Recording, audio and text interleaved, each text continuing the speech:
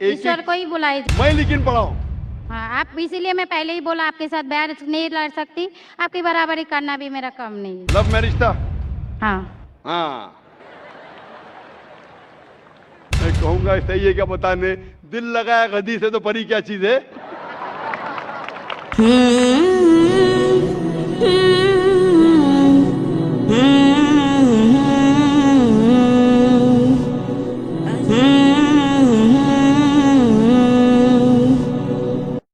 मेरा नाम सपना है, मैं आपको सलाम करता हूँ। मैं हिंदू की घर की हूँ, मेरा आदमी मुसलमान है, मोहम्मद हामिद कुरैशी।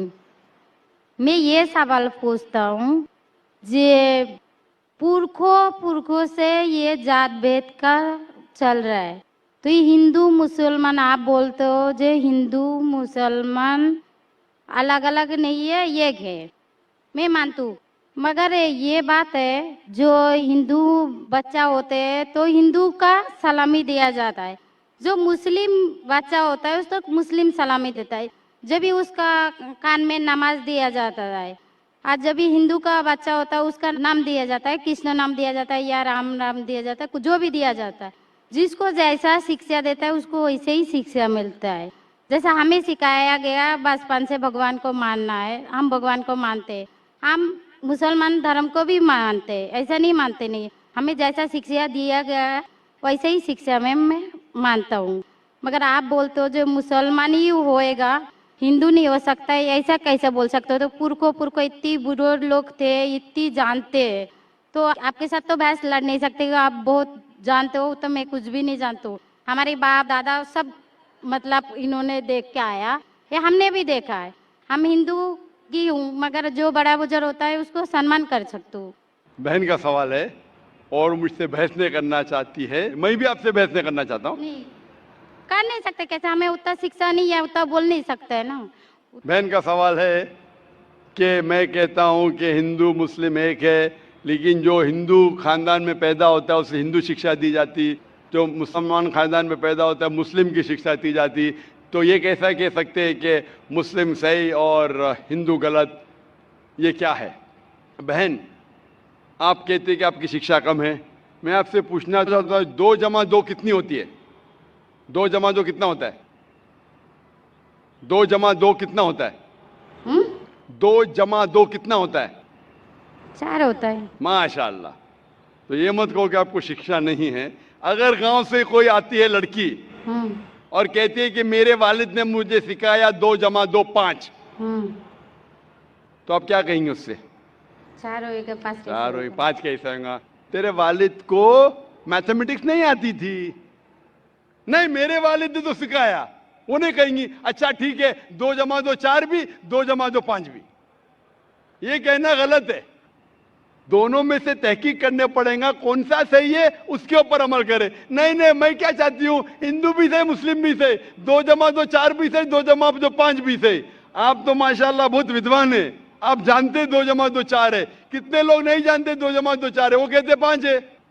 तो क्योंकि खुदा ने आपको इल्म दिया, अकल दिए, आपका फर्ज है कि आप उनसे कहे बहन जी 2 जमा 2 5 नहीं, 2 जमा 2 4 है। फिर वो कहेंगे अच्छा अच्छा दोनों सही है, तो आप बोलेंगे नहीं दोनों सही नहीं, 2 जमा 2 4 ही है, 5 गलत है। उसी तरीके से अगर किसी के वालिदैन ने उसे गलत सिखाया क्या बुत परस्ती करना, जब हिंदू मजहबी किताब में कहा गया है कि बुत परस्ती गलत है, तो जिसके पास इल्म है, मैं तालिब इल्म हूं, मैं एक स्टूडेंट हूं इस्लाम एंड कंपैरेटिव रिलीजन का, तो मुझे जब इल्म है मैं जरूर कहूंगा लोग से जो गलत कह रहे हैं कि सही चीज को फॉलो करो। मेरे डिस्कशन भी होते हैं, मैं आपसे नहीं बहस करता हूं, लेकिन जो विद्वान लोग हैं हिंदू मजहब के, क्रिश्चियन मजहब के, ईसाई मजहब से, उसे कहते हैं डायलॉग। मैं स्टूडेंट, वो पीएचडी डॉक्टर, मैं मेडिकल डॉक्टर हूं, धार्मिक डॉक्टर नहीं हूं। मैं उनसे डिस्कशन करता हूं, डायलॉग करता हूं, डिबेट करता हूं। अगर मैं गलत, मुझे गलत साबित करो, मैं बदलने को तैयार हूं। आप मुझे साबित करो कि जो मैं कह रहा हूं गलत है, कि मेरा मजहब गलत है, मैं आपके मजहब को कबूल करने को तैयार हूं। Open challenge.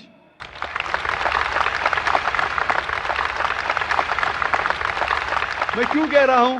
क्योंकि मैं इस्लाम और तकाबुल मज़ाहिब का तालिब इल्म हूँ। 19 साल तक के मैं भी, मेरे वालिद थे इसलिए मैं भी मुस्लिम था। 19 साल के बाद जब तहकीक करने लगा पता चला कि मैं सही मजहब में हूँ, और फिर दिगर मज़ाहिब का मुताला किया कि हर मजहब में अच्छी बातें हैं।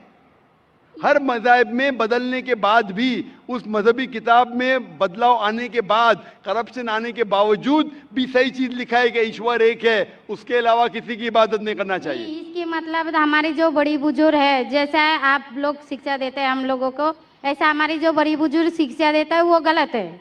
काफी चीज सही है, काफी चीज गलत है। मैं आपके बड़े से बड़े गुरु के साथ भी डिबेट किया हूं, डिबेट, डायलॉग।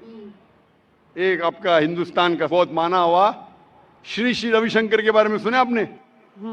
श्री श्री रविशंकर सुने?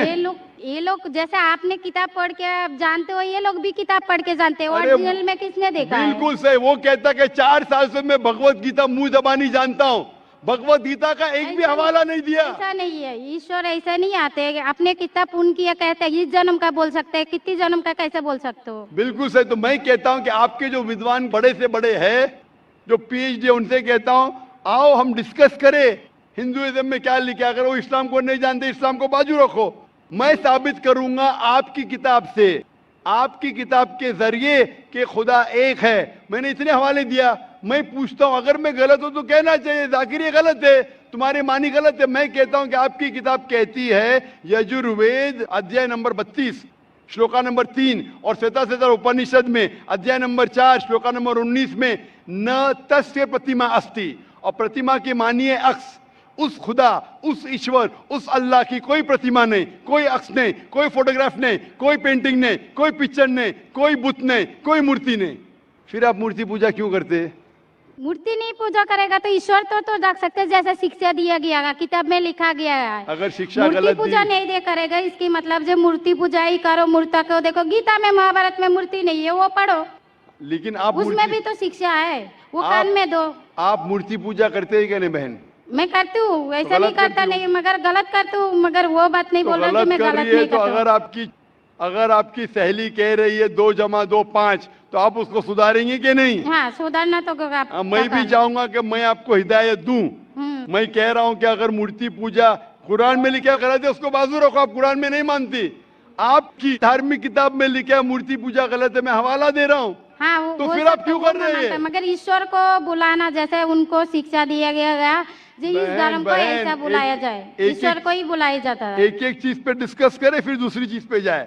मेरा पहला सवाल है, मूर्ति पूजा जब गलत है तो क्यों करती है? आप बुत परस्ती क्यों करती है? अभी उन पुरखों ने वो ऐसा स्वीकार किया है, आज की तो बात नहीं, हमने मना कर दिया चलो हमने नहीं कर रहा हूँ, मगर ये पुरखों जब भी जमाना से करके आ रहा है, ये लोग तो नहीं बोलेगा जैसे हम नहीं करेंगे, हम नहीं करेंगे, वो तो नहीं कर सकते ना। अगर रुमाने से देहात में सिखाया जा रहा है 2 + 2 5 है, तो आप उसको मानेंगी? मेरे पुरखे कहते थे दुनिया चपटी है, मैं मानूंगा? मेरे पुरखे कहते थे दुनिया चपटी है। मैं पूछता हूँ दुनिया क्या है आज? दुनिया चपटी है क्या? दुनिया गोल है? गोल है। गोल है। माशाल्लाह, आप तो विद्वान है, आप तो जानती है। तो अगर मेरे बाप दादा कहते थे दुनिया चपटी है तो क्या करूं मैं? उनकी बात को मानूं क्या छोड़ दूं? तो उस टाइम क्या जमाना चलता नहीं था? बिल्कुल सही, आज का जमाना है। आप उस टाइम बल्कि अच्छा जमाना था, अभी का जो जमाना है ना, उस टाइम बल्कि अच्छा था, नीक था। पहले अभी नीक नहीं है। पहले ऐसे प्रचार नहीं होते थे जहाँ करोड़ों लोग एक साथ में देख सकते थे। आज के प्रचार में यहाँ लाखों लोग जमा है, लाखों लोग के साथ साथ टेलीविजन पे करोड़ों लोग देखते, तो आपको कोई बहाना नहीं मिलेगा। करोड़ों लोग के सामने आपको कहा गया है कि मूर्ति पूजा गलत है, फिर भी आप करेंगी तो आपको कोई बहाना नहीं रहेगा। बाकी मूर्ति पूजा गलत है, मगर मैं एक धर्म के बारे में बोला जो उनमें जो लिखाया गया, आपकी कुरान शरीफ में जैसे लिखाया गया, हमारे गीता महाभारत में लिखाया गया, मगर वो पढ़ना तो गुनाह नहीं है ना। मैंने कब बोला कि गीता, मैं भी गीता पढ़ता हूँ? मैंने कब कहा कि गीता पढ़ना गलत है? मैं भी गीता पढ़ता हूँ, मैं बाइबल भी पढ़ता हूँ, मैं यहूदी किताब भी पढ़ता हूँ, वेद भी पढ़ता हूँ।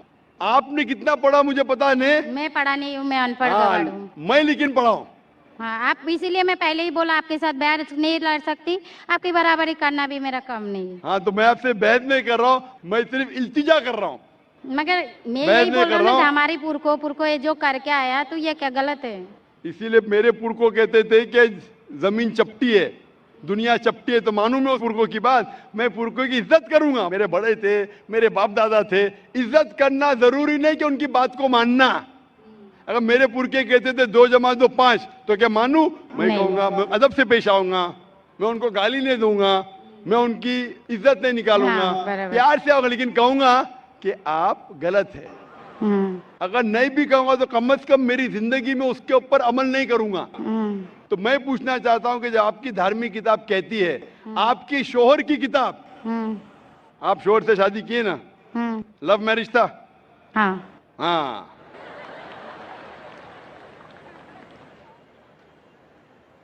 सही था क्या गलत था अलग बात है, लेकिन जब आप अपनी शोहर से इतनी मोहब्बत करती है, शोहर आपसे मोहब्बत करते क्या नहीं?